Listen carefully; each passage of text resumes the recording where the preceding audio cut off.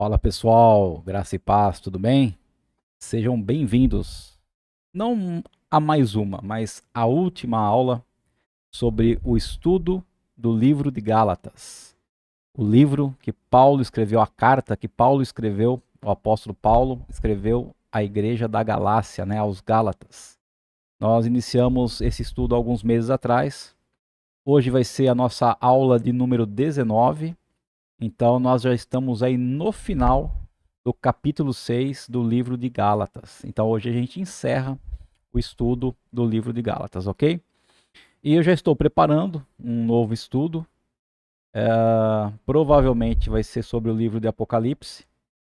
Eu tenho já aqui no canal, se você for na playlist, até aconselho a você que nesse meio tempo, né, dessa última aula aqui de Gálatas, até eu começar um novo estudo, você possa ir na playlist aqui do canal Gospeltech 316 e assistir a outros cursos completos que já tem lá, tá? Que eu já ministrei. Tem o Alicerces Firmes, que é um ótimo curso. Tem o livro de Romanos, o livro de Efésios, tá? Então, enquanto você aguarda o próximo estudo, que provavelmente vai ser Apocalipse, você pode ir estudando o que já está no canal gravado, ok? Então, desse estudo de Gálatas, o que deve ter ficado bem gravado para você, se você acompanhou todas as aulas, se você entendeu direitinho a mensagem, é que só existe um evangelho. É o evangelho de Cristo. O verdadeiro evangelho é o evangelho de Cristo. E o evangelho de Cristo nos ensina que a nossa salvação é somente pela fé em Cristo Jesus. O evangelho de Cristo nos ensina que ele, Jesus, na cruz do Calvário, através do derramamento do seu sangue, através da morte dele, naquele momento ele já pagou todos os nossos pecados. Ele levou sobre si todos os nossos pecados. Ele nos redimiu. O que nós jamais poderíamos fazer para alcançar a salvação, ele fez por nós. Ele se colocou em nosso lugar. Ele foi sacrifício vivo perante Deus. Então, tudo que tinha que ser feito para que hoje o ser humano pudesse obter a salvação foi feito por Cristo, por Jesus. E o que nós temos que fazer hoje é acreditar, crer, realmente de coração, verdadeiramente crer no Evangelho.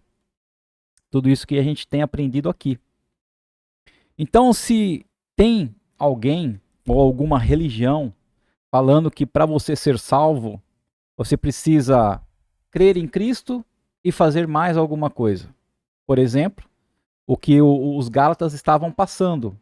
Chegou alguns judeus e falaram para eles que somente a fé em Cristo não era o suficiente para eles serem salvos.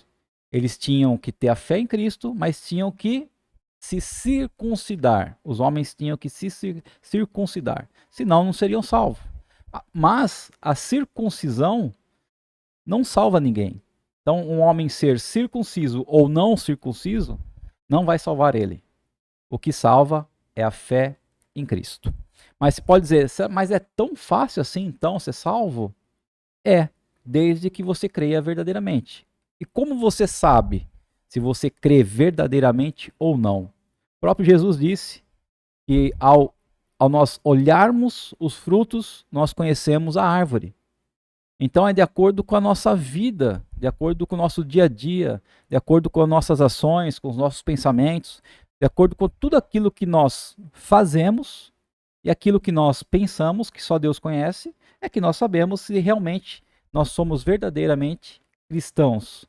Nós verdadeiramente cremos e praticamos o Evangelho de Cristo. Se nós amamos realmente a Deus sobre todas as coisas, se nós amamos o nosso próximo como a nós mesmos ou não. É assim que nós sabemos se nós já estamos salvos, ok? E além, né, desse tema central da carta aos Gálatas, que é o evangelho, o único evangelho, que é o evangelho de Cristo, o evangelho verdadeiro, Paulo também nos ensina sobre viver no espírito e não viver na carne.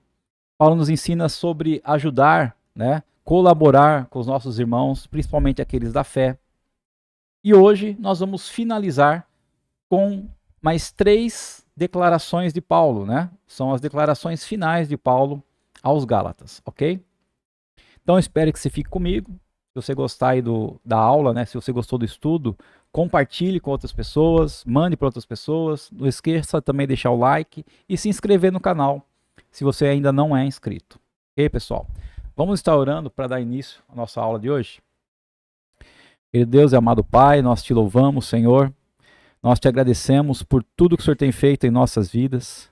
Nós realmente acreditamos que o único evangelho verdadeiro é o de Cristo. Que o único meio, ó Pai, da salvação é termos fé e crermos em Cristo Jesus e no sacrifício que Ele fez por nós na cruz do Calvário. Que o Senhor possa, Pai, durante esse estudo, tocar os nossos corações, tocar a nossa mente, possa abrir nossos olhos espirituais, que nós possamos realmente entender a Tua palavra, Senhor. Como é boa, como é santa, Senhor, a Tua palavra. Como é um alimento para o nosso espírito a Tua palavra, Senhor. Ô Pai, muito obrigado, Senhor. Fica conosco e nos abençoe em nome de Jesus Cristo. Amém. Então é isso aí, pessoal. Nossa aula de hoje é a aula número 19, né? Que são as considerações finais, ok? Então, hoje nós vamos estudar aí do versículo 7, né? Gálatas, capítulo 6, versículo 7, até o final. Então, no final da carta, né, aos Gálatas, o apóstolo Paulo fez algumas declarações preciosas. Para o quê? Para o nosso crescimento espiritual. Quais são essas declarações? Primeira declaração, está em Gálatas 6, do versículo 7 ao 10. Ele fala que nós colhemos aquilo que nós semeamos. E nós colhemos aquilo que nós plantamos. Ou seja, toda ação tem uma reação, ok? O que diz os versículos? Não se enganem, de Deus não se zomba, pois aquilo que a pessoa semear, isso também colherá. Quem semeia para a sua própria carne, da carne colherá corrupção. Mas quem semeia para o Espírito, do Espírito colherá vida eterna. E não nos cansemos de fazer o bem, porque no tempo certo faremos a colheita, se não desanimarmos. Por isso, enquanto tivermos oportunidade, façamos o bem a todos, mas principalmente aos da família da fé. Então, esse primeiro ponto, Paulo está nos ensinando, está nos dizendo que aquilo que nós semeamos, aquilo que nós plantamos, é aquilo que nós vamos colher. Quem semeia algo do Espírito colherá vida eterna. E quem semeia as coisas da carne vai colher o quê? Pecado, vai colher corrupção, né? E enquanto nós tivermos fôlego de vida, que a gente possa fazer o quê? O bem a todos. Porque fazendo o bem a todos, nós iremos colher o bem também, né? Então, este é um princípio geral que diz respeito não apenas ao mundo regido pelas leis da natureza, né? Esse negócio de plantar e colher não é só as leis da natureza, mas isso também existe no mundo das leis espirituais. Então, se plantarmos, um exemplo, se plantarmos um caroço de manga, teremos o quê? Uma mangueira, uma árvore. Se plantarmos um caroço de abacate, teremos o quê? Um abacateiro. E na vida espiritual é a mesma coisa. Se nós plantarmos amor, vamos colher amor. Se plantarmos respeito, colheremos respeito. Agora, se a gente plantar libertinagens, incertezas, violências, acusações, a gente vai ter o mesmo tipo de fruto na nossa vida. Então, em termos essenciais e substanciais, da semente que plantamos no coração dos homens que nos rodeiam. Então, ou seja, aquilo que nós plantarmos no coração das pessoas que estão ao nosso redor, é aquilo que nós vamos colher delas. E a gente não pode, de forma nenhuma, negar esse princípio, que nós colhemos aquilo que semeamos. Porque se nós negarmos, É uma atitude muito irresponsável na nossa vida, achar que a gente vai fazer algo e não vai ter uma reação em troca. Então, se nós negarmos esse princípio, estamos ameaçando, né, a nossa responsabilidade e a nossa própria liberdade. É como se nós estivéssemos estabelecendo uma desordem, né, uma anarquia, uma imoralidade. É a mesma coisa que você relativar o moral. Algo que vem acontecendo muito hoje em dia, né? Hoje em dia o pessoal fala que é tudo muito relativo. Ou seja, depende do ponto de vista que você vê para falar que é certo ou errado, né? E assim as coisas estão a cada dia mais se tornando um caos. Bom, não muito longe disso, certo? Não queremos dizer com isto que os frutos da semeadura são imediatos. Ou seja, se você plantar amor, você vai colher amor imediatamente. Se você plantar ódio, vai colher ódio. Não, não é isso. Às vezes, essas sementes que nós semeamos levam o quê? Anos para germinar, assim como uma árvore. Exige tempo para crescer e exige tempo para se transformar numa árvore que produz os frutos, que dá os resultados. Então, nós precisamos fazer o bem a todos. Porém, né, não devemos cobrar ou esperar resultados rápidos dessa semeadura que nós fazemos, ou seja, dessa pessoa que nós estamos plantando amor na vida dela. A seu tempo ceifaremos, se não houvermos desfalecidos. E muitas vezes é bem possível que a gente não vai até ver o fruto daquilo que semeamos. Mas a gente sabe que é muito bom fazer o bem, semear uma boa semente.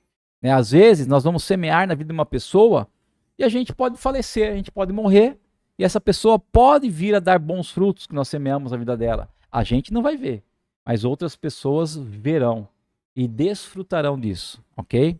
Por isso que a gente jamais deve desistir de semear o bem a todos. O próprio mundo se sustenta por causa do bem que semeamos.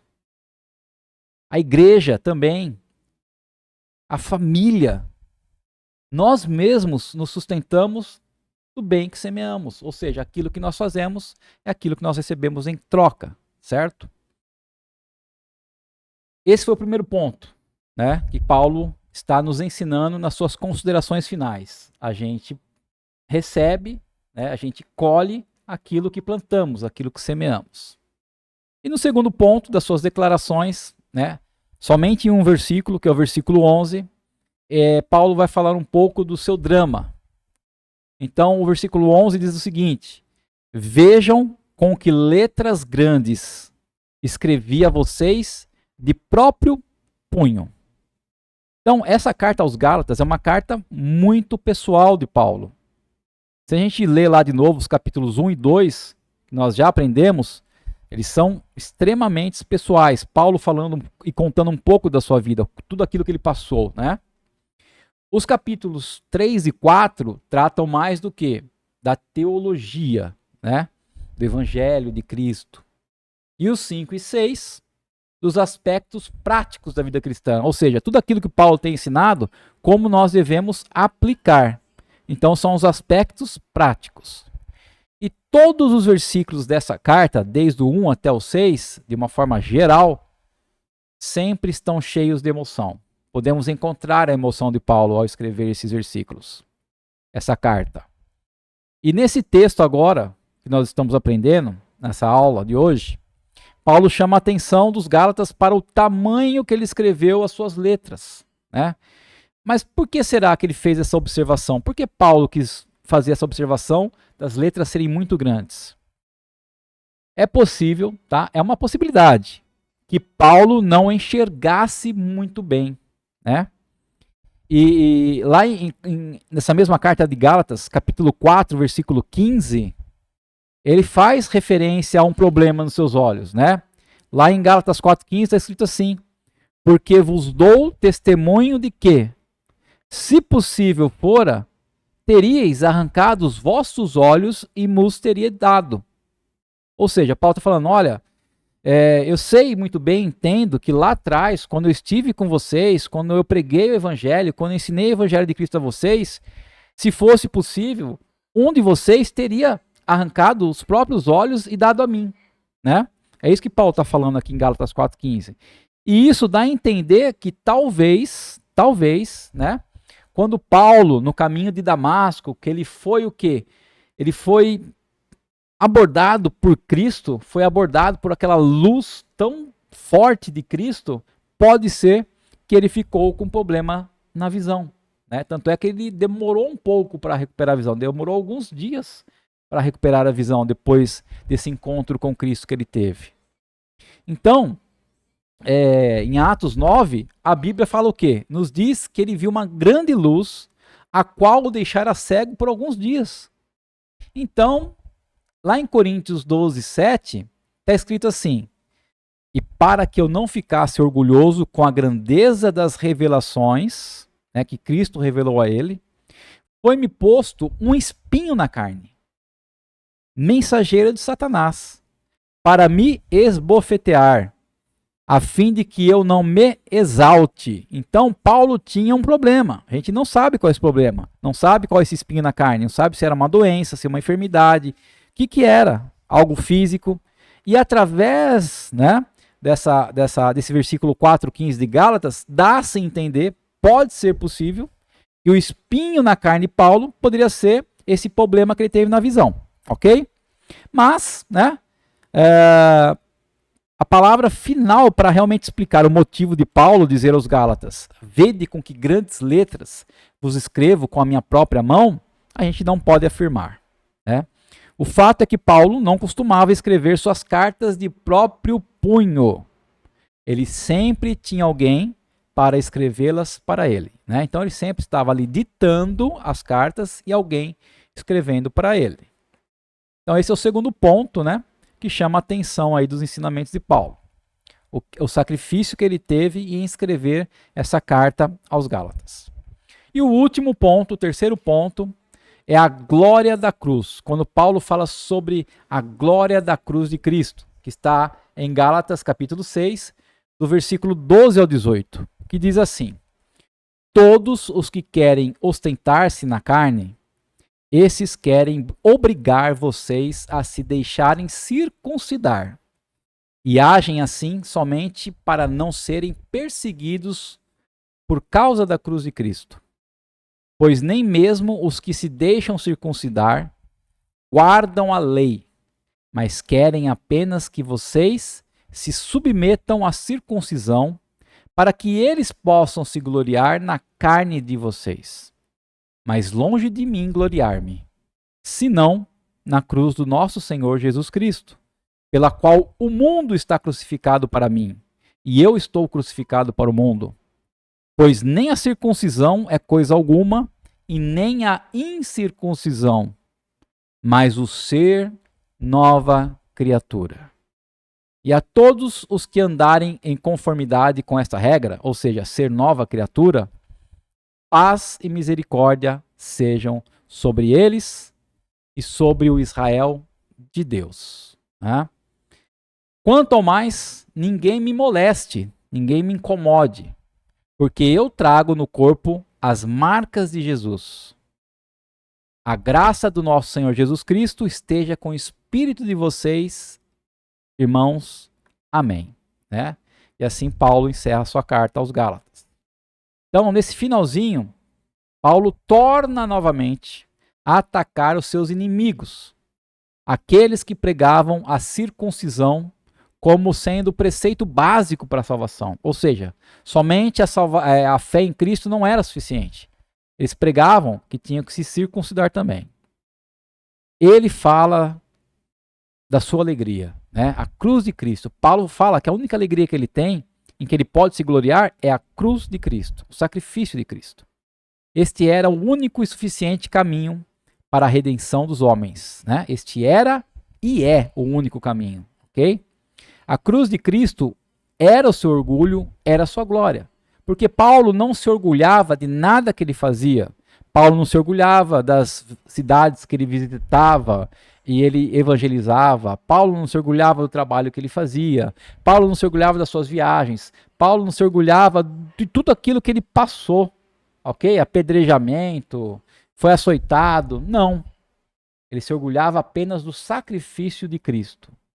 É a única coisa que nós devemos, se nós temos orgulho nessa vida, a única coisa que nós devemos nos orgulhar é do sacrifício de Cristo. E não nada que nós fazemos. E hoje, como no passado, muitos, né, se vangloriam, às vezes no número de batismos que fazem, né, outros no número de igrejas que tem, número de obreiros que tem aquela igreja, né? E existe até mesmo pessoas que se gloriam no pastor que as batizou. Olha, você viu pelo qual pastor eu fui batizado, né? Ou olha em que igreja que eu me converti. Mas isso não é motivo de orgulho, né? Paulo não se gloriava nessas coisas. Por quê? Porque são coisas vãs. São coisas transitórias. Paulo se gloriava na cruz de Cristo. A pergunta que se faz a seguir é: em que eu tenho me gloriado? Seja qual for a nossa resposta, ela será produto de um equívoco, caso ela não seja a cruz de Cristo. Então, se alguém fizer essa pergunta para mim, né, em que eu tenho me gloriado, se a minha resposta for diferente, eu me glorio na cruz de Cristo, qualquer outro tipo que eu der de resposta, eu estou equivocado, ok?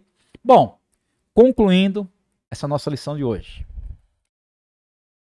Nos dias de Paulo, os escravos tinham marcas em seus corpos com o nome dos seus donos, ok?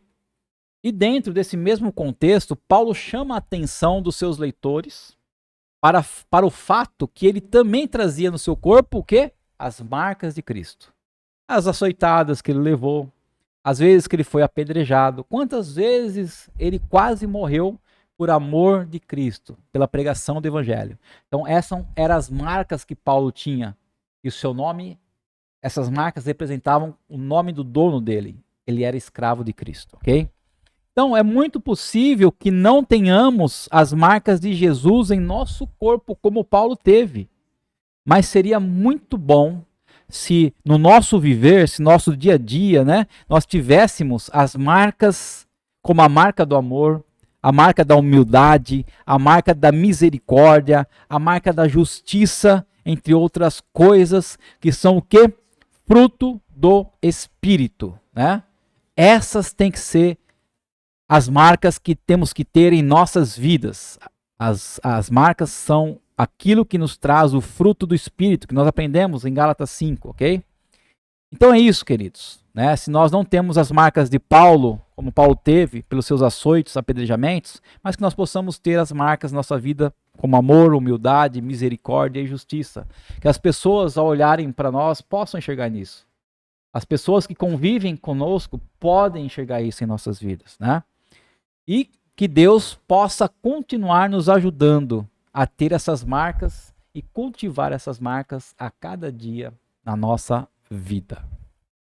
Então é isso, pessoal.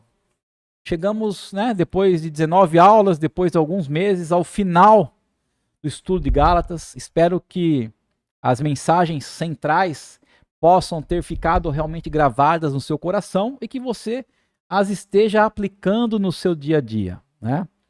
No seu dia a dia, você esteja fazendo aquilo que Paulo tem nos ensinado a fazer.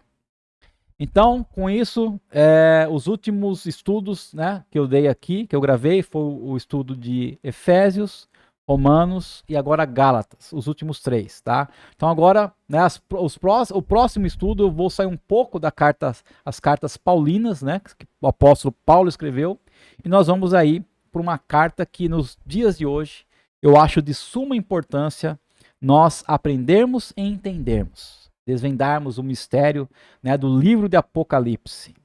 Eu já tenho no meu canal aqui, Gospeltech, o curso de escatologia. Escatologia é o curso que fala sobre o que vai acontecer nos últimos dias. Porém, não é um curso sobre o livro de Apocalipse. É um curso que fala o que vai acontecer. É lógico que a gente utiliza várias partes do Apocalipse, como utiliza também de Mateus, de Daniel, ok? Mas agora não. Próximo estudo, eu quero estudar juntamente com vocês o livro de Apocalipse, capítulo a capítulo, versículo a versículo. Tá? E só para dar uma deixa aqui, Lá no curso de escatologia, quando eu falava um pouco do Apocalipse, quando eu falava do arrebatamento da igreja, né, da volta de Jesus, eu usei lá uma visão, né, uma escola mais pré-milenista dispensacionalista, que na época que eu gravei esse curso de escatologia, alguns anos atrás, era a visão que se encaixava ao meu ponto de vista, tá? Mas, durante esses anos, eu vim estudando outras visões, e hoje, o que mais se encaixa para mim é a visão amilenista. Então, nós vamos ver no próximo curso de Apocalipse sob essa visão amilenista. Espero que você esteja comigo lá e traga outras pessoas, ok? Vamos estar finalizando esse curso, finalizando essa aula de hoje, orando ao Senhor e agradecendo, né, por mais um estudo. Papai querido, muito obrigado, Senhor, por nos dar condição de finalizar esse estudo da Carta aos Gálatas. Muito obrigado, Senhor, por todos os ensinamentos, por todos os versículos, por tudo que o Senhor colocou na nossa vida, nossa mente, nosso coração.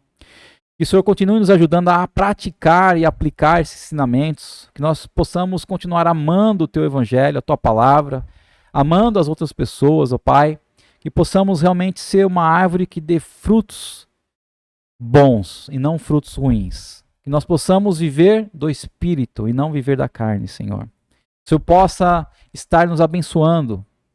O Senhor continue nos protegendo, nos guardando, Pai. O Senhor continue nos livrando de toda enfermidade, toda doença, todo mal em nossas vidas. E que o Senhor continue enviando os teus anjos para acampar ao nosso redor, ó Pai. Nos instrui, nos dá força, saúde, ó Pai, para vivermos a cada dia na tua presença. Que nós te pedimos e agradecemos em nome de Jesus Cristo. Amém. É isso aí, pessoal. Muito obrigado por estarem comigo até agora, por terem feito esse curso. E até a próxima, se assim o Senhor nos permitir. Um grande beijo, um grande abraço a todos.